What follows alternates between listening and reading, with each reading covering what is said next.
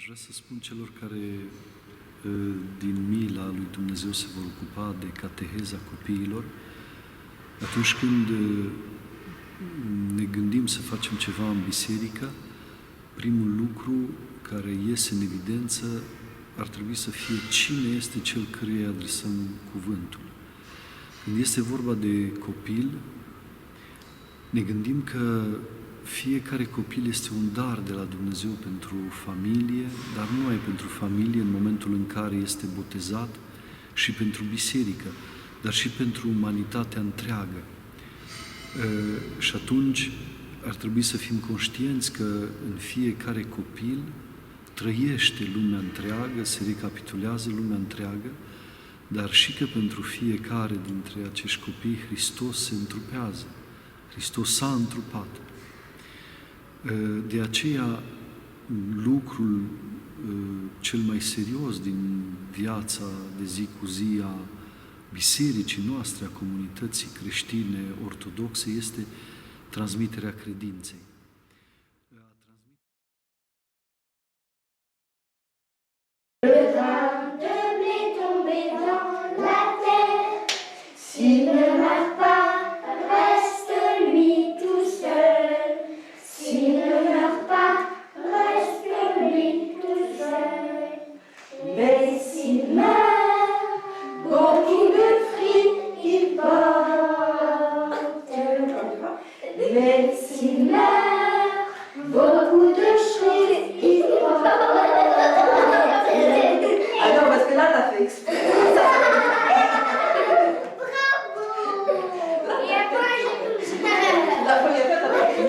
Ce qu'on peut dire, c'est que le premier lieu de la catéchèse, c'est la famille.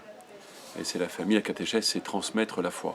Donc on peut dire que c'est, même pendant que l'enfant est dans le sein de sa mère, qu'il l'entend chanter, qu'il entend ses prières. C'est déjà le premier lieu de la catéchèse. Et parfois, les familles sont déficientes. Donc c'est l'Église qui doit prendre la suite et qui doit approfondir. D'où la nécessité de renforcer la catéchèse dans nos paroisses et qu'il y ait des parents qui s'impliquent véritablement dans cette transmission. Peut-être pour aider les familles qui justement ont des difficultés elles-mêmes au sein de leur propre famille à donner ce qu'elles ont reçu ou parfois même elles ne peuvent pas donner parce qu'elles n'ont rien reçu. Les enfants qui sont dans l'Église sont affiliés à notre communauté par la grâce du Saint-Esprit, ils sont entrés dans notre famille spirituelle et donc ils sont nos enfants parce nous sommes membres les uns des autres, leurs parents sont nos frères et nos sœurs dans la foi et dans l'Esprit Saint, et nos enfants aussi, nous avons la plupart du temps été témoins étant présents au moment de leur baptême, donc ça constitue pour nous tous, prêtres, diacres, membres du peuple de Dieu, constitue une vraie responsabilité. Donc parler de nos enfants, c'est pas excessif. Ça veut dire que ça nous... la formation des enfants, la croissance spirituelle des enfants, ça nous concerne tous, ça nous intéresse tous, c'est même au premier plan de notre préoccupation la plupart du temps. Cred că toți cei care îl catechizează pe copil seamănă cu Maica Domnului, care nu l-a învățat pe Mântuitorul să fie Dumnezeu, ci l-a ajutat să crească omenește. Și eu cred că părinții și cei care ajută pe copil, ajută să-L întâlnească pe Dumnezeu, să se îndumnezească, să intre în relație de dragoste, să-L dorească și nu se transmită informații despre Dumnezeu, ci să-i ajute să-L cunoască pe Dumnezeu. Și când ni se explică credința sau ritualul sau Sfânta Liturghie, de fapt noi suntem ajutați să ne întâlnim cu Dumnezeu și să-L primim pe Dumnezeu. Nu este dat prin acestea sunt mijloace. Maintenant, pourquoi, au fond, on pourrait dire que ce n'est pas nécessaire. Il y a des pays qui se sont passé de catéchisme et de catéchèse, mais souvent c'était pour des raisons d'obligation. Par exemple, le catéchisme et la catéchèse étaient interdites dans certains pays à certains moments connus de la plupart d'entre nous. Et donc, par conséquent, la question de l'enseignement ne se posait pas. Maintenant, il y a une autre raison, c'est que la conception de la connaissance dans la tradition orthodoxe est une conception qui est moins tributaire de la démarche didactique. Elle est plus tributaire de la démarche mystagogique ou initiatique ou sacramentelle, liturgique. Donc en tout cas, chez nous, les orthodoxes, l'élément didactique est quand même secondaire par rapport au reste, disons, à la méthode, si je peux dire, la méthode liturgique. Bon, donc c'est une raison pour laquelle, au fond, on peut se dire pourquoi faire le catéchisme aux enfants, à la limite, la liturgie suffit. Mais quand on dit ça, ça veut dire qu'on a une conception un peu magique de la liturgie et des sacrements, en disant que t'as qu'à aller à la liturgie, ça va résoudre tous les problèmes. En réalité, il faut qu'il y ait une synergie, il faut qu'il y ait une participation de la conscience personnelle pour que le miracle que le Christ veut accomplir dans la liturgie ait vraiment lieu. Et c'est là que le catéchisme est important, parce que c'est le catéchisme qui éveille la conscience, qui éveille la liberté, qui éveille le discernement, par ce principe qu'on appelle l'éducation, c'est de l'éducation religieuse qui suscite la conscience. Maintenant, il y a une autre et deux raisons en plus, disons, pour lequel le catéchisme est tout à fait normal, disons, dans notre Église orthodoxe, c'est qu'il est un prolongement du baptême. Et de même que nous avons une préparation au baptême, nous avons aussi un accompagnement, une suite du baptême. Dans l'Église ancienne, ceci concernait surtout les adultes. Il y avait ce qu'on appelle la catéchèse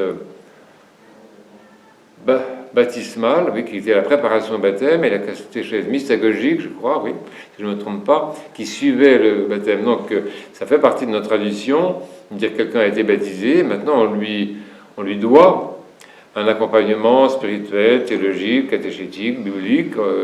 Il ne suffit pas d'avoir baptisé et puis laisser les gens dans la nature, comme ça, ce ne serait pas honnête, au fond.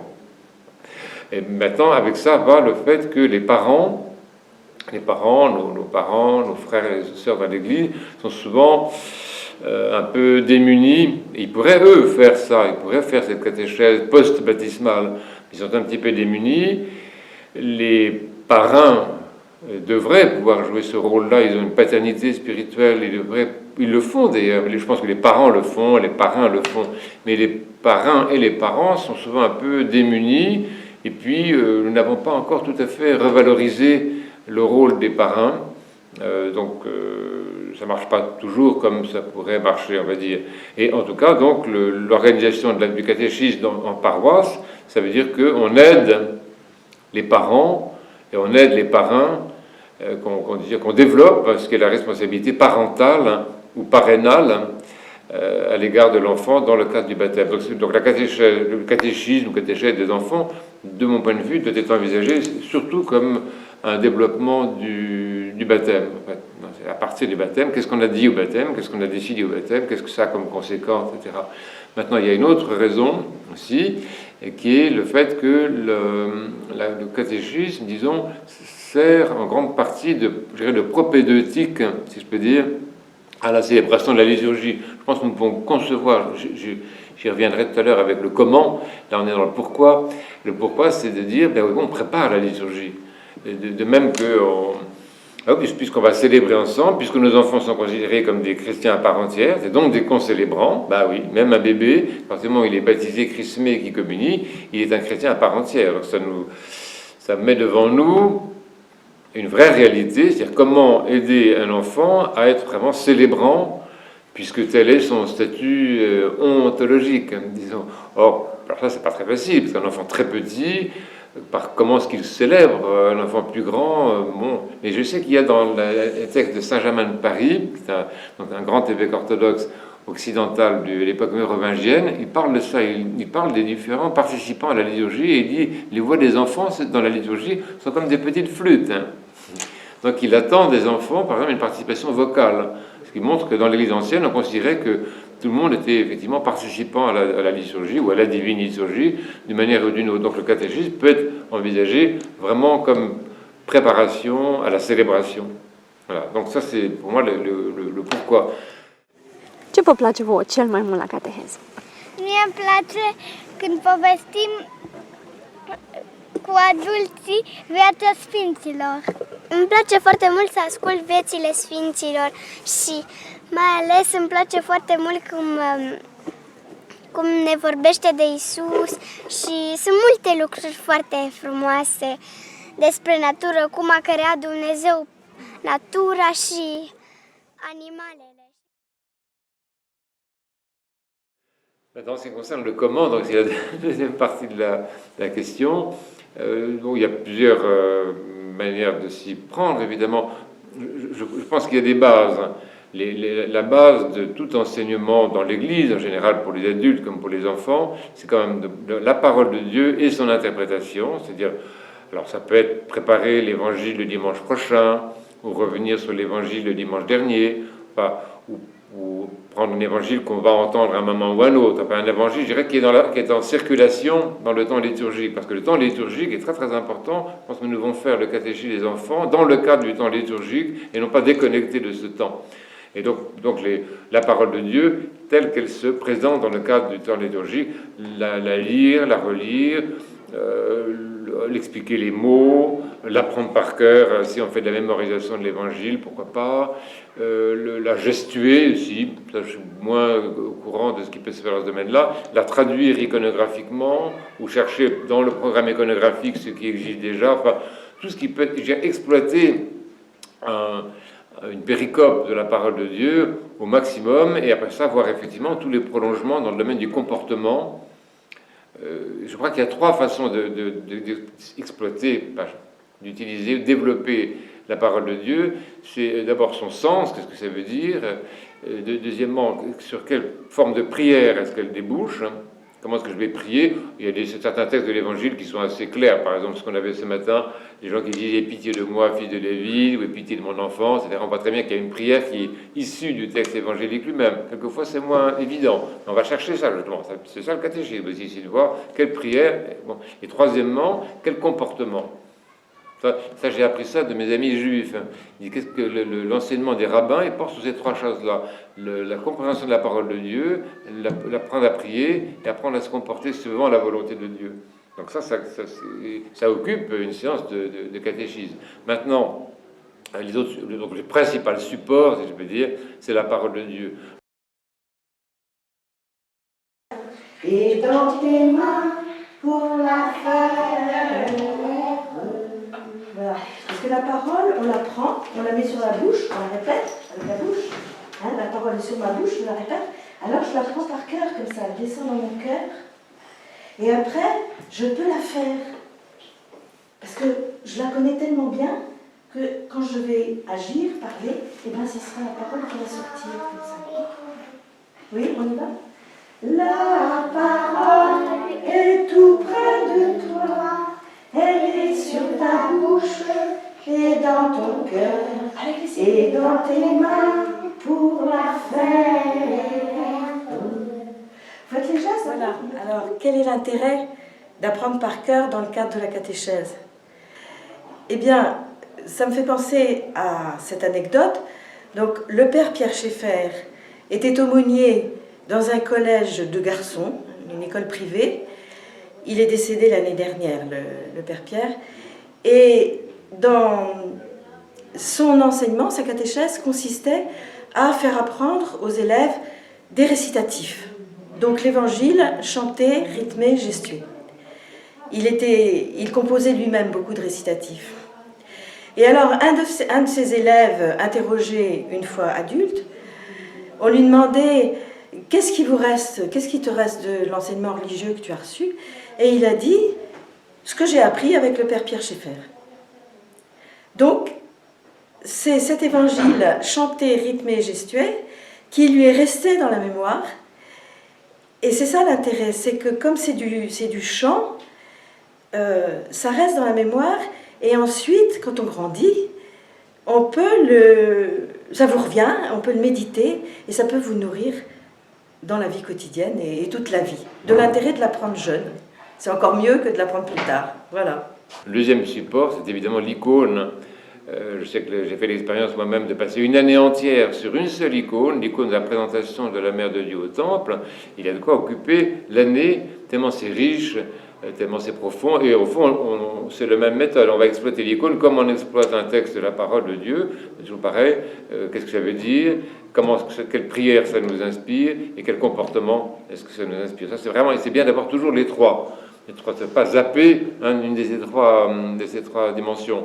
Maintenant, il y a un autre support très important, c'est la préparation des fêtes liturgiques. Alors, les préparer, bien sûr, au niveau folklorique, pourquoi pas, c'est toujours très sympathique. Les préparer au niveau des chants, les préparer au niveau des textes, je sais pas, même des habits, des vêtements. Enfin, je pense que la préparation à la fête, c'est vraiment très, très, très catéchétique. Même dans des éléments très simples qui sont, par exemple, les vêtements, les décorations de l'église, les fleurs, les chants qu'on apprend, tout ce qui peut être fait. Par exemple, on prépare la fête paroissiale, on attend l'évêque, donc on va préparer des bouquets de fleurs, des beaux habits, un chant qu'on va lui chanter, des petits poèmes qu'on fait. Tout ça, c'est très pédagogique, en fait. Et finalement, il faut être assez intelligent, si vous voulez, pour voir toujours les aspects pédagogiques des événements. Mais donc, bien sûr, les grandes fêtes comme Pâques, Noël, etc., c'est vrai que ça fournit beaucoup de possibilités dans le domaine pédagogique, je pense quand même. Alors maintenant, il y a une autre, dans le domaine du comment, c'est les supports. Maintenant, je pense que la méthode elle-même, alors moi, par expérience, je pense premièrement, c'est très important que les enfants aient un cahier de catéchisme dans lequel ils recopient, ou bien nous recopions pour eux, enfin, voir, suivant l'âge de l'enfant, on recopie les prières qui ont été apprises ou dites, dans lesquelles on recopie aussi un très petit résumé de ce qui a été retenu, du sens de la prière et du comportement. Voilà, un résumé vraiment de ce qu'on a dit, et le faire avec eux avant qu'ils ne repartent à la maison, parce qu'ils ne feront pas trop... Il y a d'illusions, un enfant qui rentre à la maison et qui, avec ses parents, essaie de résumer ce qu'il a fait au catéchisme, c'est trop difficile. C'est trop difficile, ce sont des petits, même des adolescents ont du mal à le faire, même des adultes. On dit aux adultes, qu'est-ce qu'on a dit à la catéchèse? Les adultes prennent des notes. Voilà. Donc c'est très important de le faire dans la séance de catéchisme, avant la fin, dire voilà, on s'arrête, qu'est-ce qu'on a dit aujourd'hui? Alors on marque sur le cahier, ça prend beaucoup de temps, donc faire attention. Et les enfants qui écrivent, les petits, ils écrivent très très lentement, mais ils aiment écrire, ils aiment... les enfants petits, ils aiment bien le côté scolaire, ils n'ont pas peur de ça. L'école, c'est les plus grands qui aiment moins, mais les petits, ça dépend de l'âge, tout ça. Et donc, en tout cas, un cahier dans lequel on colle les images, les reproductions de ce qu'on a mis, le texte des chants, comme j'ai dit, les prières, donc ça, c'est très très important. Et puis, quelque chose qui est très important également, ça c'est un peu inspiré de ce que disait Mère Sylvana hier sur la méthode Montessori, c'est pouvoir aussi ne pas parler. C'est-à-dire laisser un enfant devant un texte de l'Évangile, il le lit une fois lui, une fois l'autre, ou la moitié l'un, ceux qui savent lire, ça dépend de l'âge aussi. On peut partager la lecture entre plusieurs. Ils peuvent le recopier un bout, dire qu'est-ce que tu aimerais recopier de ce... Bon, mais les laisser ne pas avoir peur du silence, dire aux enfants, écoutez, moi je vous laisse, et puis vous allez me dire ce que vous avez envie de me dire après, avoir le courage de ne rien dire. Et il paraît que c'est une très très très bonne méthode. Et après ça, au bout de un temps qui paraît long, par exemple 2 minutes, 3 minutes, c'est très très très long, 5 minutes, c'est beaucoup trop, même 5 minutes et moins, disons, dire à l'enfant, bon, qu'est-ce que ça te dit? Qu'est-ce que tu as envie de dire? Qu'est-ce que tu as remarqué? Qu'est-ce qu'il y a comme mot important? Qu'est-ce qui se passe? Éventuellement, tiens, est-ce que tu peux me raconter l'histoire? Est-ce que tu peux me résumer l'histoire? On ferme l'évangile, ou on retourne la parole, on dit à l'évangile, bon, qu'est-ce que tu as... Raconte ce qu'il y a dans cet évangile-là. Donc là, c'est très très important, parce que c'est un procédé de reformulation du texte, du récit, d'appropriation aussi du récit par la reformulation. Donc ça peut se faire par oral, ça. Bon, après ça, qu'est-ce que tu penses? Voilà, tout ce qui surgit, qu'on n'a pas prévu hier. Hein. Peut-être... un enfant, je ne sais pas, il faut accepter d'être surpris par l'enfant. Et c'est pareil avec l'icône. Si on utilise l'icône comme support, il faut avoir le courage de ne rien dire pendant 5 minutes et moins, et de laisser les enfants devant l'image, parce qu'eux-mêmes, ils n'aiment pas trop ça, ils n'aiment pas trop le silence, ils n'aiment pas trop à l'école, on ne les laisse pas faire ça. Donc c'est très très très très très nouveau. Il faut qu'ils prennent goût et puis qui se laisse émerveiller ou toucher par les couleurs, par les formes, par des détails, surprendre. Et après, c'est pareil. Donc, qu'est-ce que tu as vu? Qu'est-ce que tu as observé? C'est ça, c'est très, très, très intéressant, et ça occupe beaucoup de temps. Et donc là aussi, on arrive, peut-être je vais conclure après, sur la question de la gestion du temps, parce qu'on en a parlé. Nos séances de catéchisme, elles ne peuvent pas être trop longues. On sait très bien qu'un enfant peut être attentif, on va dire à peu près quart d'heure par quart d'heure, ou même 10 minutes par 10 minutes. Donc il faudrait trouver, sur un temps de catéchèse, trouver des plages horaires d'un quart d'heure à peu près, et changer d'activité, changer de manière de fonctionner, de méthode, tous les quarts d'heure. Si on a 1 heure, maintenant si on a plus d'1 heure, ce qui paraît beaucoup, là il faut vraiment faire une rupture, en sachant que si on fait une récréation, un goûter, un truc comme ça, on n'arrive pas à récupérer les enfants après. Donc, à mon avis, il vaut mieux, d'un point de vue pratique, il vaut mieux avoir 1 heure, par exemple, devant soi et varier les méthodes et les approches dans l'heure.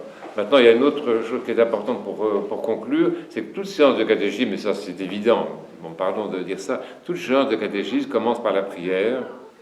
Et si le prêtre peut être là, ça serait quand même pas mal. Et quelquefois, il ne peut pas, mais on essaie que le prêtre soit là et qu'il dise une prière même très courte, de 1 minute, 3 minutes, ça n'a pas beaucoup d'importance. Mais bon, il leur fait embrasser la croix, il les bénit, il leur donne cette grâce de travailler ensemble. Et à la fin de la séance, que le prêtre, s'il est là, revienne. S'il n'y a pas de prêtre, on s'en passera. Mais s'il y a un prêtre, c'est mieux. Et qu'il y ait une petite prière d'action de grâce, on conclut. C'est-à-dire commencer par la prière et terminer par la prière. C'est vraiment très important. Et après ça, donc l'enfant rentre chez lui avec son cahier et on essaye d'avoir avec les parents, ça c'est aussi un élément très important, les catéchètes que nous sommes ou que vous êtes, essayez d'avoir une relation avec les parents, soit par téléphone, soit par un petit mot, ou en demandant aux parents. Parce qu'il faut demander aux parents de signer le cahier de catéchisme, je ne sais pas, ça paraît beaucoup, mais ou peut-être prévoir un petit casier dans le cahier où les parents pourraient s'exprimer. Là, je ne sais pas, je n'ai pas d'idée toute faite. Il faudrait trouver un moyen quand même de communiquer avec les parents jusqu'à la prochaine séance. Et puis, éventuellement, dire, la prochaine séance, on aura tel projet, on fera telle chose. Éventuellement, un enfant, s'ils sont plus grands, on peut lui demander de faire un petit travail, une petite recherche, de recopier un texte, ou d'écrire une petite poésie qui s'inspire de l'Évangile. Bon, je sais pas, ça c'est à trouver, ça, mais je crois que c'est quand même bien de leur demander quelque chose de séance en séance. Bon, et après ça, encore une chose, si les séances sont très rapprochées, on peut faire du continu, c'est-à-dire commencer un travail qu'on continue la fois suivante. Si les séances sont rares, c'est-à-dire par exemple 1 fois par mois, on ne peut pas faire ça. Donc chaque séance doit se suffire à elle-même, et la séance suivante, c'est une autre séance, etc.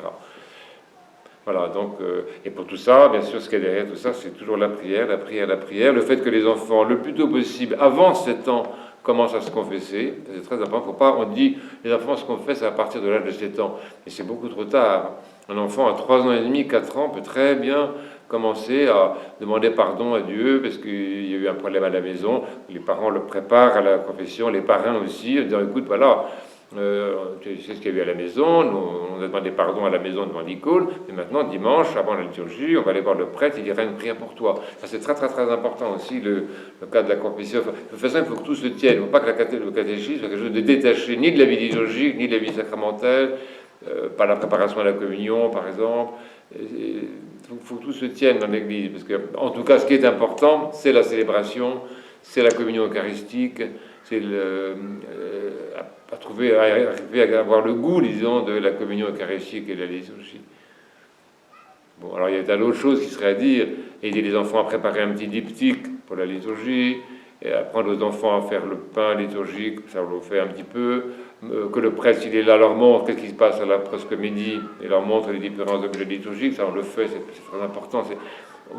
Nous avons beaucoup de possibilités, vraiment. Alors, merci. Alors les contes, ça vient pas dans la bouche des conteuses comme ça, n'importe comment, les contes. Hein? Une dernière fois, tous ensemble, pour être sûr que tout le monde l'ait bien retenu. Tout le monde l'a bien retenu, c'est bien? Ça va? C'est facile, on y va. Et cri, et crac, et mystique, et mystique, crac, et patatri, et patatac.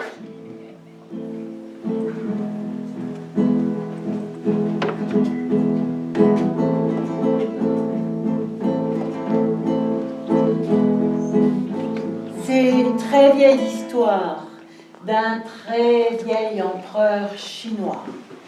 Un empereur d'autrefois, vous savez, un vieil empereur qui avait régné toute sa vie avec grandeur, avec noblesse, avec générosité. Alors ce petit va-nu-pied, ce petit peu de chance, il s'est dit, j'ai toutes mes chances en fait. Hein? Avec mon grand-père jardinier, il va me dire comment faire pour faire pousser la graine de l'empereur. Il est rentré à la maison, il lui a montré son pot, il lui a raconté l'histoire. Et le grand-père a dit, oh, pas compliqué mon petit-fils. Si tu veux que ta graine pousse bien, il faudra chaque jour l'exposer à la lumière. Mais pas trop, pour ne pas brûler la terre. Et puis, il faudra chaque jour l'arroser un peu, mais pas trop, pour ne pas noyer la terre. Et puis, ça serait bien que tu inventes comme une prière, ou comme un poème, ou une chanson, ce que tu voudras, quelque chose que tu dirais chaque jour à ta graine, pour qu'elle t'entende dans sa terre, et qu'elle ait envie de pousser et de te connaître. Ah bon? Ça, le garçon, ça lui a plu. Il a pris son pot et il lui est venu une musique dans la tête. Et puis des paroles toutes simples sur la bouche. Pousse, pousse, montre-toi, sors, dépêche-toi. Grâce à toi, je deviendrai roi. Oui, elle était jolie sa chanson. Alors il la chantait tous les jours. Et vous pouvez la chanter avec lui si vous l'avez déjà retenue. On y va. Pousse, pousse, montre-toi, sors, dépêche-toi. Grâce à toi, je deviendrai roi. Oui, oh qu'elle était jolie sa chanson. Il allait la chanter tous les jours, avec cœur, avec amour. Chaque jour, il exposait son pot à la lumière. Il l'arrosait délicatement la terre. Et puis il chantait, vous chantez trop bien, on va la refaire. Il chantait la chanson qui fait pousser la graine dans la terre. On y va. Pousse, pousse, montre-toi, sors, dépêche-toi.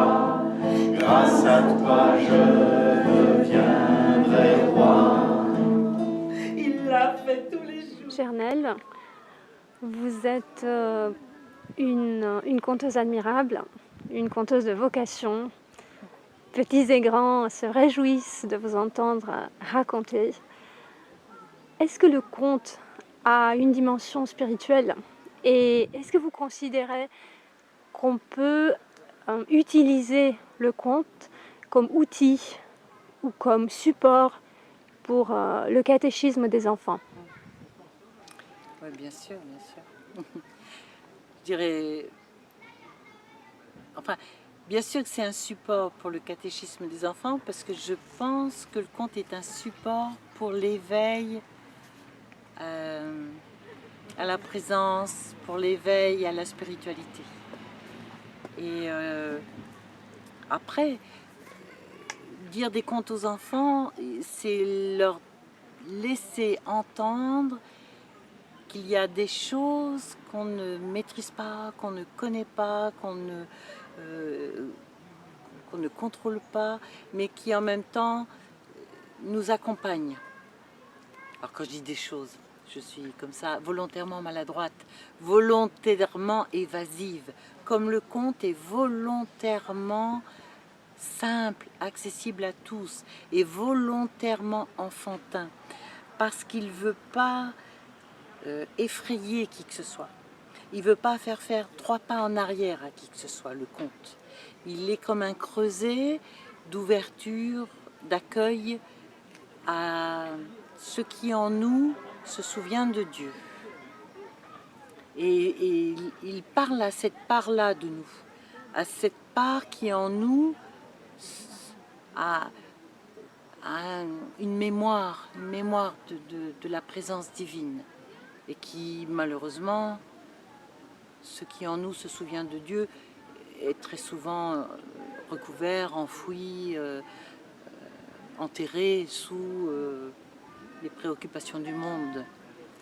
Et le conte réveille ça. Le conte réveille ça.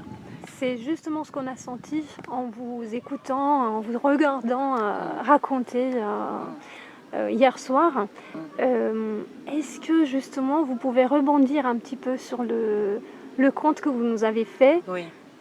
Avec l'empereur qui cherche un successeur. Oui. Voilà, et sur cette dimension justement spirituelle, Oui, tout à sur fait. comment il peut sûr. être utile Bien sûr. voilà, aux enfants à leur conversion. Est-ce que vous sentez bien, d'ailleurs la réflexion d'un petit garçon pendant le conte est éloquente à ce sujet. Hein. Quand on commence à dire qu'un grand empereur, un grand roi cherche son successeur, ça réveille tout de suite en chacun de nous et en chaque enfant et en chaque adulte présent. Mais qui est ce grand roi ? Et puis ce vieil empereur qui chantait les années, qui le courbait, qui blanchissait ses cheveux, ce vieil empereur s'est dit, il me faudrait aujourd'hui trouver un successeur. qui cherche un successeur. Qui est-il ? Et est-ce que ça ne pourrait pas être moi ?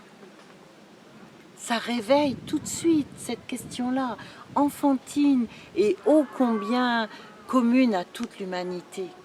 Tous les êtres humains, même les plus jeunes enfants, même les plus anciens, quand ils entendent cette histoire, l'histoire de l'empereur, ça touche à « mais pourquoi pas moi le successeur ?» Mais qui est ce grand empereur, hein, et c'est volontairement comme ça, un peu englobé dans une histoire qui peut paraître...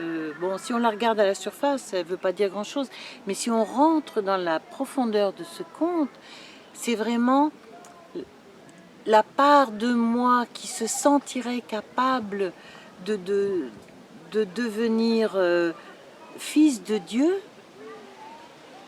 hein, va se lever, va se réveiller. Et elle va s'avancer, cette part de moi. C'est ce petit garçon qui rentre chez son grand-père avec son pot plein d'espoir. Hein. C'est cet enfant qui se dit, pourquoi pas moi, j'ai toutes mes chances. Je vais demander à grand-père conseil. Et le grand-père, d'ailleurs, qui est celui qui sait, qui est pour nous la tradition. Le catéchisme, c'est le grand-père. C'est celui qui sait. C'est celui qui va dire à l'enfant, tu dois faire comme ça. La règle, c'est ça. Les leçons à suivre, c'est ça. La marche à suivre, c'est ça. Je te donne ma règle, je te donne ma loi. Ça, c'est le catéchisme qui dit ça. Et l'enfant, il va tout faire, comme on lui dit au catéchisme. Dans sa candeur, dans son enthousiasme d'enfant, il va s'investir, comme je le raconte, il va trouver une petite chanson, il va faire ses prières, il va tout faire. Mais c'est tellement difficile. Bah, le chemin est parsemé d'écueils. Mais oui. Et on a l'impression sans cesse qu'il n'y a rien qui pousse. Et on a l'impression sans cesse que tous ces conseils du grand-père... Et les enfants, et puis attention, soyons honnêtes, les enfants, est-ce que nous-mêmes, adultes, on n'est pas parfois étreints par le doute de se dire est-ce que aller à l'église, est-ce que suivre la loi, est-ce que écouter les conseils de mon directeur spirituel, est-ce que me confesser, est-ce que communier, qu'est-ce qui pousse? Voilà, est-ce que ça pousse comme je voudrais? Est-ce que ça pousse comme je l'avais projeté, quoi? C'est ça qui est magnifique dans ce conte. C'est, il ne pousse pas ce que j'avais cru. Non, je ne deviens pas plus riche. Non, je ne deviens pas plus célèbre ou plus je ne sais pas quoi. Et c'est ça, toutes ces plantes, ces fausses plantes que vont mettre les autres, ce sont des compensations, des mensonges, des préoccupations du monde ou des réussites mondaines qui viennent empêcher le chemin authentique. Et puis votre conte met en avant plein de valeurs morales, Bien sûr, voilà, bien sûr, qu'on peut enseigner aux enfants. bien sûr. Et donc c'est en cela que le conte peut constituer un support pour le catéchisme. Parlez-nous des valeurs contenues dans le conte d'hier. Dès le début, d'ailleurs, je m'empresse de dire aux enfants qui sont devant, quand l'empereur regarde à sa cour, là, et qu'il cherche un successeur, je le fais exprès. Il y a peut-être des enfants très bien dans la cour de cet empereur, mais je fais exprès de dire que à la cour du château, il n'y a que des enfants turbulents, impatients, coléreux, feignants, et j'énumère les défauts qui sont les défauts de tous les enfants que nous avons été et qui nous entourent. Et j'aime bien les enfants, je les voyais un peu... Je les voyais hier soir très... inquiets. Comme s'ils me disaient un peu « Oh, moi mince, on dirait que je suis un de ces enfants de la cour de l'empereur. » Donc ça vient toucher ça. C'est très... Alors je m'empresse de dire, pas comme vous les enfants. Hein, pas comme vous. Je veux les mettre dans la file de ceux qui vont recevoir une graine. Je veux... D'ailleurs, très souvent, ils ne l'ont pas fait hier parce qu'ils étaient assis par terre, mais quand je raconte ça à un groupe d'enfants et que je prends la voix de l'empereur pour dire mettez-vous en file, je vais vous... Il y a des enfants qui se lèvent pour se mettre en file. Quand je raconte, il y a des enfants qui croient que je suis en train de leur dire mettez-vous en file, je vais vous distribuer une graine. Donc c'est très étonnant comment il s'identifie. L'enfant qui écoute un conte, il est comme dans un film, il est à fond dedans. Il s'identifie complètement à tous les personnages. C'est pour ça que quand on dit qu'il n'y a que des enfants feignants, turbulents, coléreux, enfin tous les défauts, ça les touche parce qu'ils disent mais moi je suis sans doute un peu feignant, un peu turbulent, un peu coléreux, un peu impatient, bien sûr. Hein, et ça vient toucher. En même temps, je veux pas être trop moralisatrice. Le conte n'est pas moralisateur. Parce que l'enfant qui va devenir le successeur de l'empereur, il n'est pas parfait. Il va oser dire au grand-père et si on changeait, et si on trichait, et si on mentait. Et justement, et c'est le grand-père qui rappelle la loi. Et c'est le grand-père qui dira non. Il ne se fâche pas, le grand-père, il ne le traite pas de je ne sais pas quoi, mais il lui dira non, on ne triche pas, on ne ment pas. Hein, et tu vas jusqu'au bout avec la graine qu'on t'a donnée. Le pain de blé tombé dans la terre. Le pain de blé tombé dans la terre. S'il ne meurt pas, reste lui tout seul. S'il ne meurt pas, reste lui tout seul. Mais s'il meurt, beaucoup de fruits il porte. Mais s'il meurt, beaucoup de fruits il porte. Et ça, c'est une leçon magistrale que le catéchisme a à enseigner à chaque enfant. On ne ment pas avec sa nature, on ne triche pas, on ne fait pas semblant d'être un autre que soi. On reste bien soi, même si on a l'impression que soi, ça n'a pas beaucoup de valeur.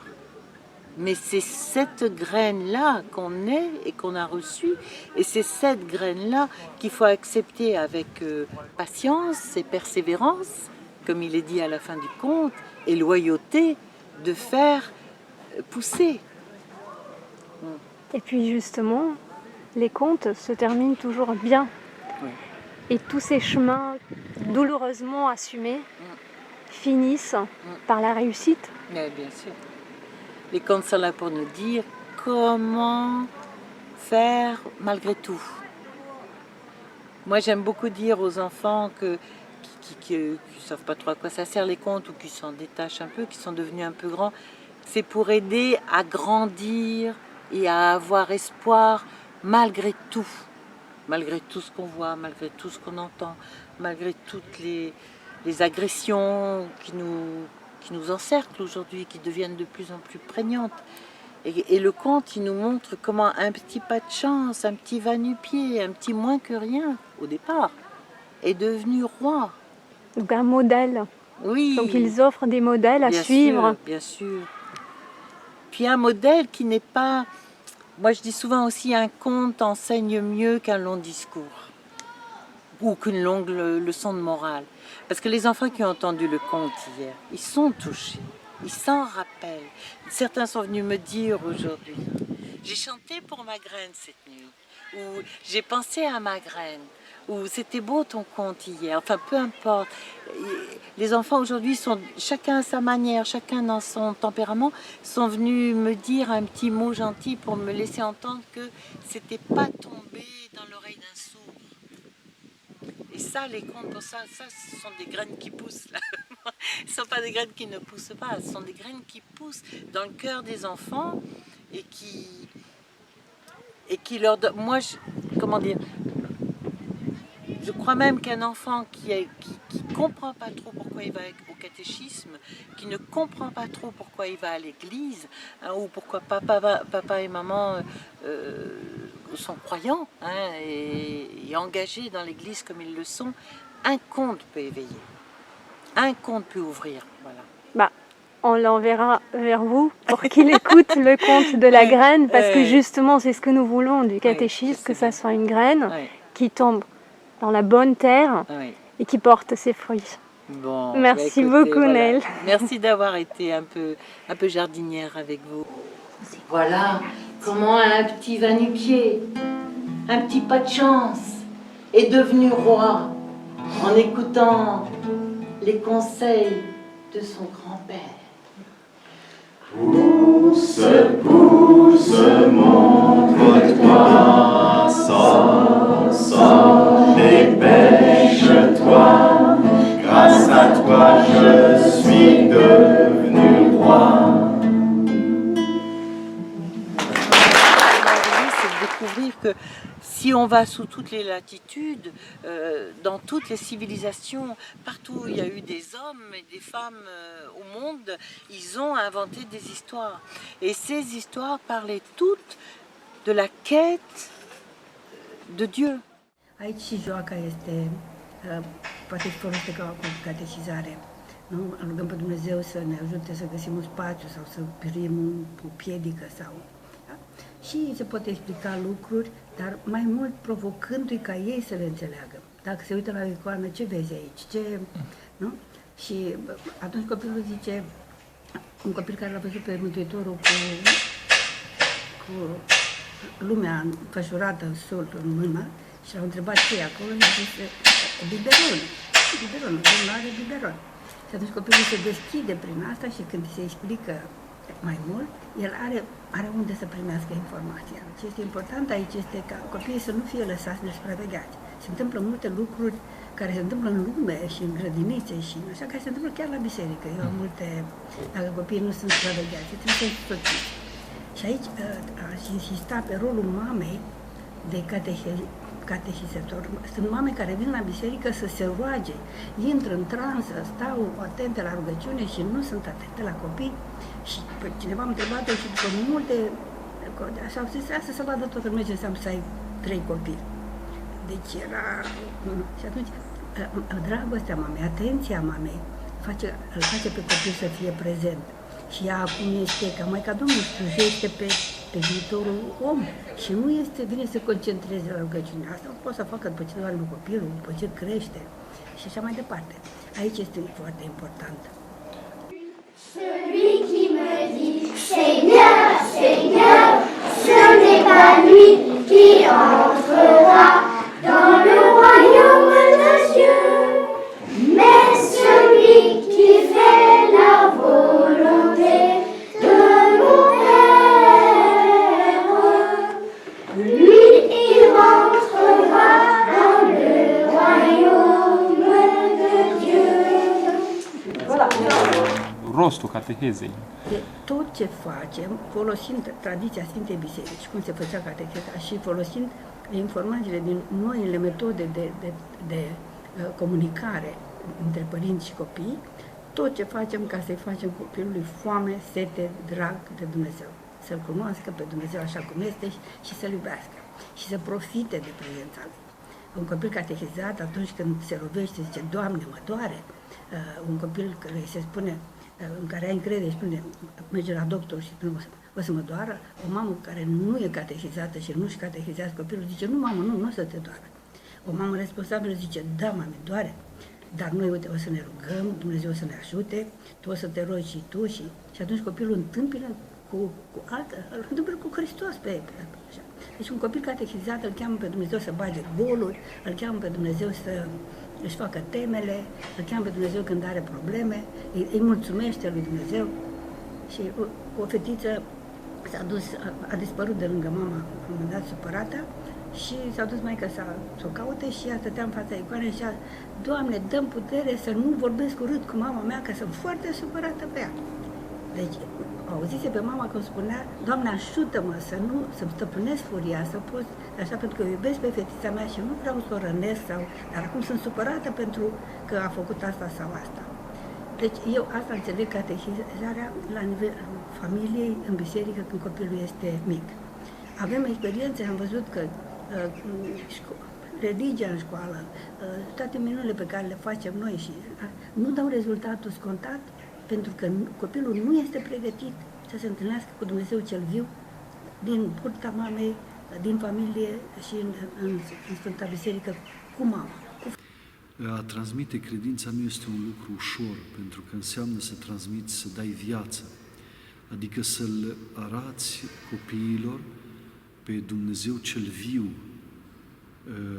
pe Dumnezeu omul care a trăit și trăiește pe pământ în comuniune cu tot omul. Deci și cu copilul care își începe viața. Este o responsabilitate a familiei, dar și a bisericii. Cei care îi învață pe copii credința nu se situează cu responsabilitatea lor într-un plan individual sau personal, ci în plan eclezial, bisericesc și, de ce nu, comunitar. Pentru că voi veți transmite credința bisericii. Și în același timp veți încerca să nuanțați pentru sufletul fiecăruia dintre copii ceea ce îi se potrivește lui personal pentru a-L găsi, pentru a se întâlni cu Hristos, cu Fiul lui Dumnezeu, celui viu, făcut om, care a trăit printre noi, care a fost prunc, care a fost copil, care până la urmă a murit pe cruce, a înviat, s-a înălțat la ceruri, dar nu ne-a lăsat singuri, ne-a trimis pe Duhul Sfânt, care ne învață toate despre Hristos.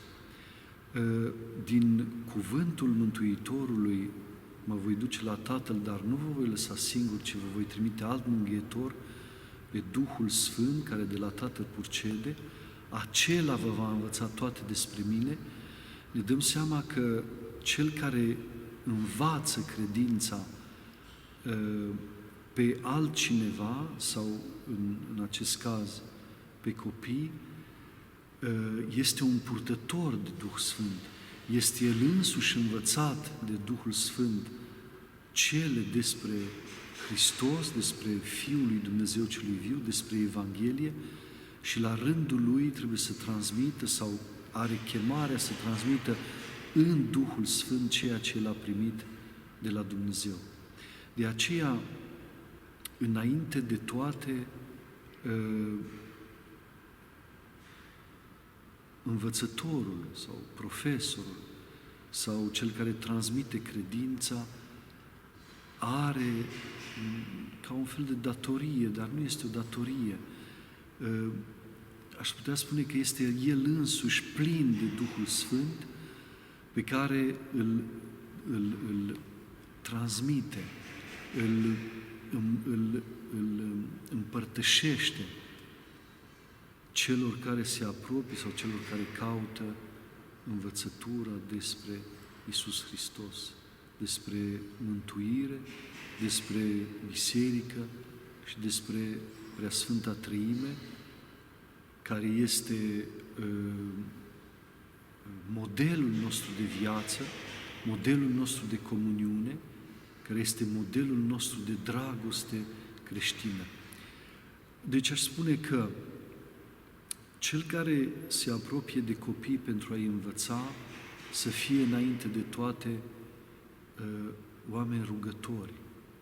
În al doilea rând, să fie conștienți de responsabilitatea pe care o au în transmiterea credinței celor care sunt pentru biserică, pentru familie și pentru lumea întreagă darul lui Dumnezeu, adică copiii. În al treilea rând, să o facă cu multă dragoste. Dacă nu avem dragoste de copii, nu putem să transmitem credința. Și în al patrulea rând, să fie ei înșiși, să fiți voi înșivă oamenii ai credinței.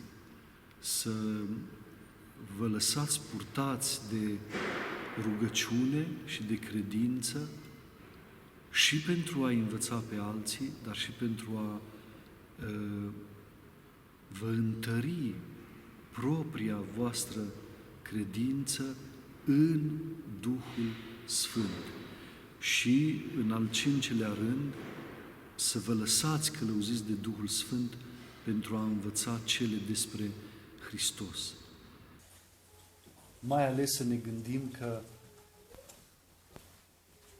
un copil, o ființă umană botezată, este fereastra cerului prin care dragostea lui Dumnezeu se pogoară și fără de care lumea nu poate trăi.